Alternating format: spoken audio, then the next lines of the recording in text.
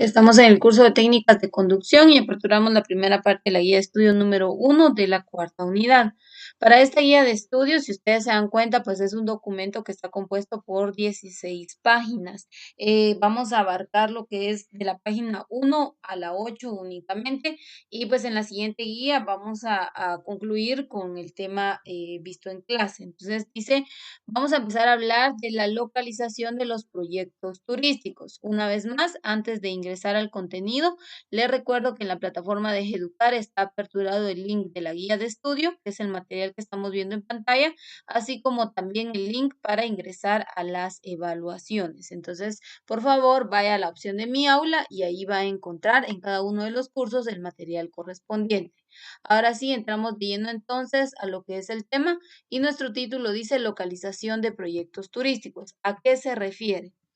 En primer lugar, tomemos en cuenta en que para que se puedan dar los proyectos turísticos o la inversión en proyectos turísticos, es necesario identificar las zonas o las áreas y el recurso que tiene cada uno de ellos, tanto como recurso natural, así como también recurso cultural. Entonces, basado en esos elementos, pues se empieza a hacer la evaluación de las zonas para determinar si dicha zona pues es viable o no para la localización de proyectos turísticos.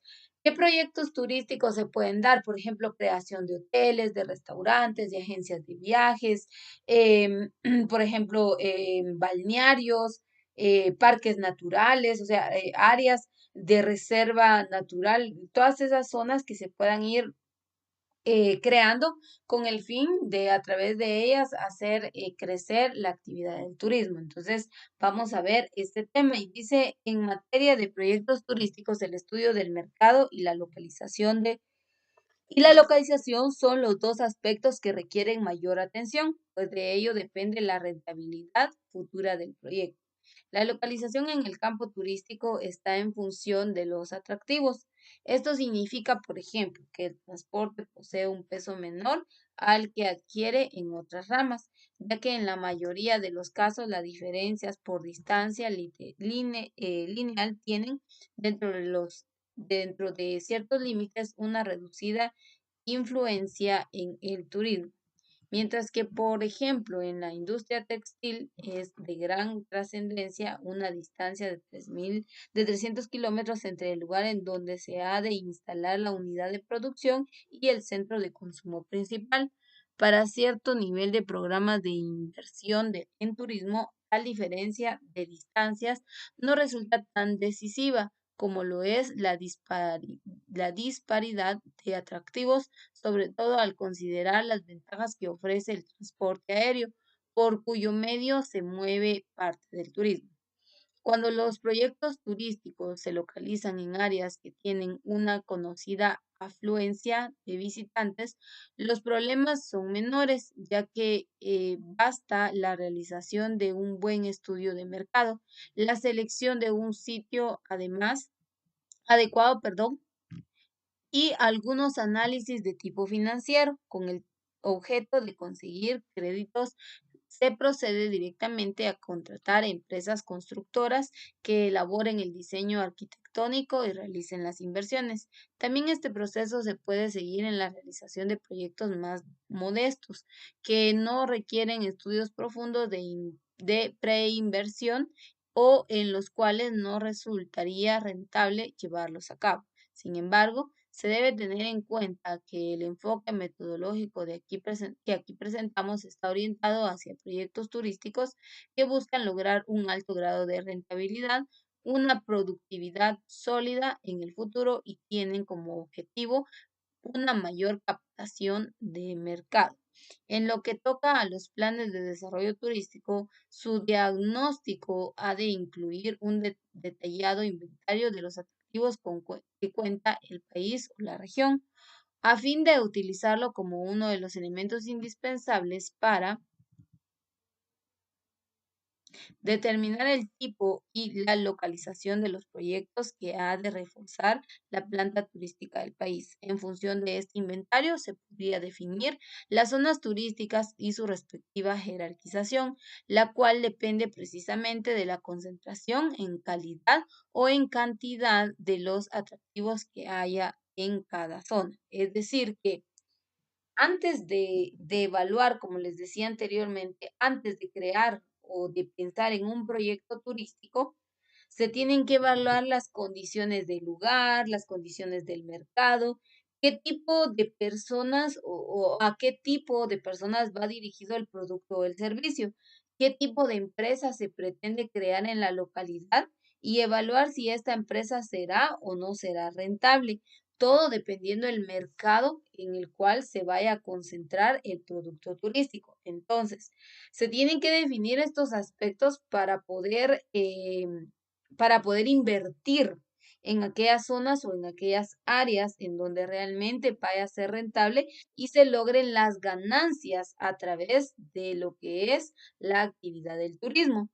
Si bien es cierto, en Guatemala hay mucho atractivo turístico, tanto paisaje natural como cultural.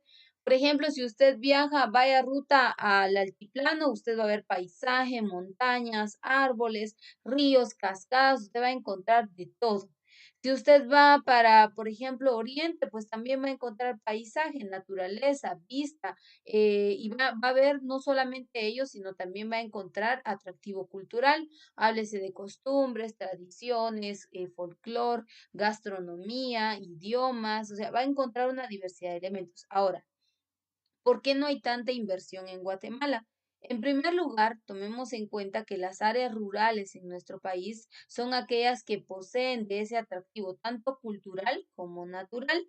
Las vías de acceso están muy deterioradas, por ejemplo, los tramos carreteros en donde es terracería, no hay pavimento o asfalto, pues esto es un factor que deteriora. En segundo lugar, la economía de los locales, que no es una economía muy elevada, las condiciones culturales. Entonces, antes de invertir en un proyecto, por ejemplo, como les decía, si se quiere aperturar un hotel, un restaurante, una agencia de viajes, un mercado de artesanías, primero se tiene que evaluar la comunidad o la zona en donde se pretende establecer el proyecto y ver a través del análisis y la evaluación si realmente será o no rentable dicho proyecto. Entonces, por eso se toma en cuenta el análisis primordial.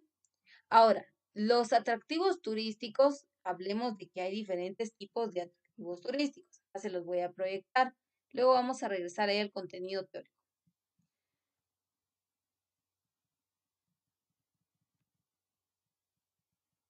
Hay una relación entre el paisaje natural, el paisaje urbano y el paisaje cultural.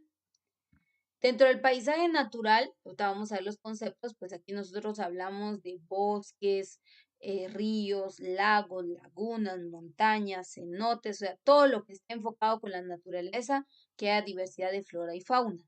Dentro de este paisaje natural existe paisaje virgen, es decir, aquellas zonas o reservas que no han sido manipuladas, que no han sido dañadas ni deterioradas por el mismo hombre. Se les conoce como zonas virgen o paisaje virgen, como lo vemos acá. Pero el paisaje natural, a su vez, dentro de este paisaje natural hay una repercusión dentro del paisaje cultural. Y en el paisaje cultural, pues aquí vamos a hablar de las personas, vamos a hablar de, por ejemplo, su cultura, sus costumbres, sus tradiciones, su idioma, su folclore, su gastronomía, entre otros. Y este mismo paisaje cultural permite la aparición del paisaje urbano, la construcción, las ciudades, las calles, el diseño, o sea, todo aquello céntrico que permita el libre acceso. Entonces tenemos que tomar en cuenta que respecto al atractivo va a haber una jerarquización, es decir, van a haber atractivos culturales, atractivos naturales y paisaje urbano que van a tener más relevancia o van a ser más importantes unos que otros dependiendo la localidad donde estos se encuentren. Entonces, si hablamos del paisaje natural, dice, está constituido por el conjunto de caracteres físicos visibles de un lugar que no han sido modificados por el hombre.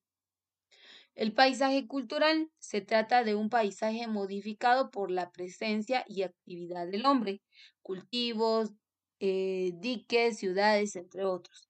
Paisaje urbano lo configuran conjuntos de elementos plásticos, naturales y artificiales que componen la ciudad, colinas, ríos, edificios, calles, plazas, árboles, iluminación, anuncios, semáforos, etcétera. Entonces, todo esto aquello que le va a dar el colorido a la ciudad, pero que esto ya fue elaborado, diseñado por el mismo hombre. El cultural son manifestaciones y el natural, pues ya vimos claramente, de la naturaleza. Es algo que ya está establecido dentro de ella. Entonces, cuando hablamos de la jerarquización, vamos a hablar que muchas veces en algunas zonas y localidades va a predominar más el paisaje natural que el cultural. En algunas otras localidades va a ser viceversa. Y en otras localidades no va a haber ni paisaje natural ni cultural, pero sí va a haber paisaje urbanístico. Entonces, dependiendo de esos aspectos, así de fuerza va a tener el atractivo. Entonces dice, la jerarquización determina la calidad, ya dice, determina la calidad del atractivo turístico y el tipo de mercado que puede atraer en lo que concierne al entorno físico. Es de suma importancia el estudio del clima, puesto que inclusive nos indica cómo puede ser el diseño del proyecto. Cuando los turistas van a viajar, lo primero que se preguntan es ¿qué clase de ropa se debe llevar? Si pesada porque el clima es frío o liviana porque la región es de clima cálido. El estudio se lleva a cabo analizando series cronológicas de varios años mediante datos que se recaban en centros de meteorología a partir de las cuales se pueden predecir los días del sol, indicar los probables promedios de temperatura por años y temporadas, los promedios de precipitación, los vientos, etc. Otro aspecto fundamental de la localización de un proyecto turístico es el estudio de las condiciones de salubridad. Y esto es algo muy importante, condiciones de salubridad, es decir, de higiene en la zona, en el sector, en el área. Por ejemplo, si hay drenajes, si hay calles con pavimento, si hay agua potable, si hay servicios básicos. A eso se refiere la salubridad.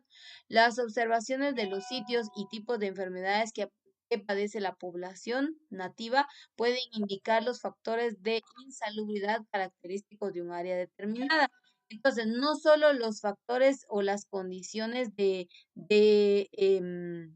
orden social o de necesidades básicas y públicas que se deben cumplir, sino también de la población en sí, porque recuerde que en contextos históricos pues hay ciertas zonas o regiones en donde pues hay enfermedades presentes, latentes, y esto puede ser un factor de riesgo. El paisaje natural, dice, conforma la potencialidad estética de la región y es la que incide o repercute psíquicamente en el visitante. En el paisaje no se puede evaluar su calidad, sino su belleza. Por ese concepto pertenece al pensamiento de cada individuo y varía de una cultura a otra y dentro de cada cultura en cada individuo. De aquí que la calidad de un paisaje combina razones objetivas y su elección se resuelve con la intervención de ambos factores, debido a que el usuario desea comprar algo que además de ofrecer diversas ventajas, no satisfaga estéticamente.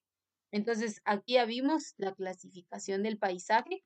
Ahora, vamos a tomar en cuenta que hay zonas, yo les explicaba a ustedes anteriormente que hay atractivos turísticos declarados como primera clase y otros como segunda clase. Por ejemplo, cuando usted viaja a Panajachel, a Sololá, usted viaja por conocer el lago, por dar un tour en lancha, por estar en contacto con la naturaleza. Por lo tanto, ahí hay paisaje natural, cultural y urbano, pero en sí lo que predominó fue el paisaje natural. Entonces la jerarquización sería primero el paisaje natural, luego está lo cultural y por último lo urbano. Ahora, si el viaje es para la ciudad capital, pues en la ciudad capital no hay tanto paisaje natural, el cultural está en algunas fechas y lo más sobresaliente es el urbano. Entonces aquí lo vemos a la inversa. Y a eso se refiere la jerarquización, es decir, que en algunas regiones o localidades va a haber como un nivel, si así lo podemos llamar, en cuanto al atractivo y al paisaje que contenga cada una de las localidades. Esos son puntos muy importantes que debemos tomar en cuenta. Y pues aquí nos habla, nos sigue hablando de cómo se da esa relación entre uno y otro elemento del paisaje. Y dice, elementos básicos del ambiente natural. Veamos qué elementos giran en torno al ambiente natural o al paisaje natural. La tierra, entre la tierra están las montañas, mesetas, desiertos, entre otros. El agua, el océano, mares, ríos y lagos.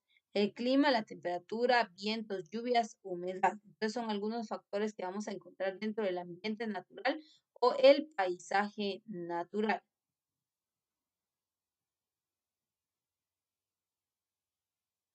Y bueno, aquí vamos a concluir la primera parte de nuestra guía de estudio. Recuerde que la guía de estudio está de la página 1 a la página 8. Este material está un poquito extenso, entonces lo vamos a ver en dos guías de estudio. Entonces, de la página 1 a la 8 trabajamos la primera guía de estudio, pero nos vamos a detener hasta acá para poder hacer un ejercicio. Y esto, si usted está viendo la clase grabada, también le voy a pedir que usted lo realice. Enlistar 5 recursos que formen parte del paisaje natural en Guatemala, 5 del paisaje urbano y 5 del paisaje cultural.